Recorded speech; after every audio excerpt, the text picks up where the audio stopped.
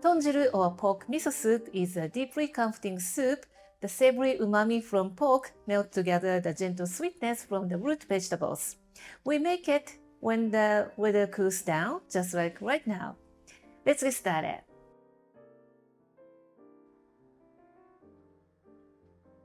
Slice konnyaku into about 1/5 inch slices.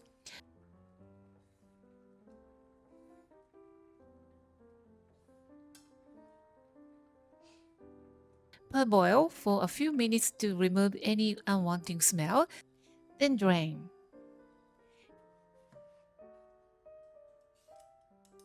Peel daikon radish and cut into thin strips.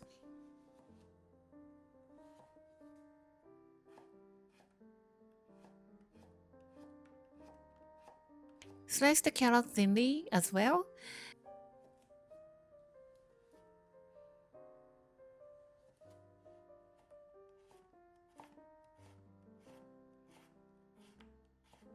And slice gobo diagonally, then soak it in water to remove bitterness. I love gobo in tonjiru. It adds such a nice earthy flavor. But if you cannot find it, don't worry, you can simply use more carrot or even the parsnip instead. Slice the long green onion into 1/5 inch thick. We usually use thinly sliced pork belly for tonjiru, but if you cannot find it, just slice it yourself. The trick is to freeze the pork about 30 minutes until it half frozen, then slice it thinly. That makes it much easier to cut.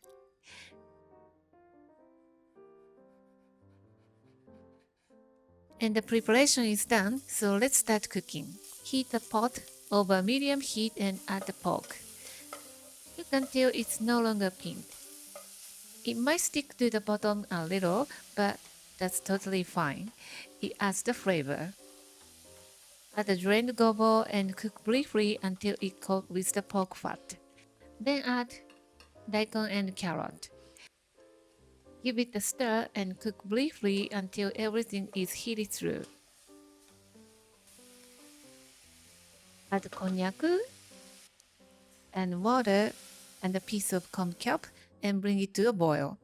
Simmer for about 10 minutes until the vegetables are tender. Skim off the scum if needed.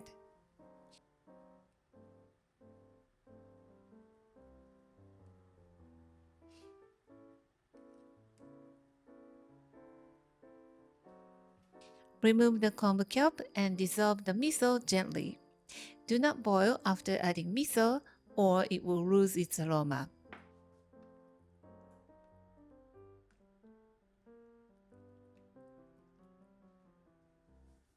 Finally, add the long green onion and stop cooking.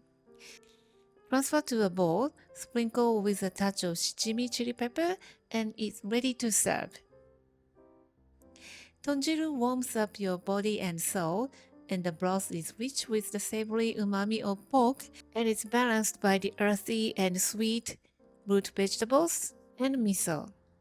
It's simple and humble and nourishing, the kind of soup Japanese people love on a chilly day. Enjoy it with a bowl of rice, and this is the fermented brown rice, and maybe a little pickles on the side, and you'll have a perfect comforting meal. I hope you will give this recipe a try and feel the warmth of the Japanese home cooking in your kitchen.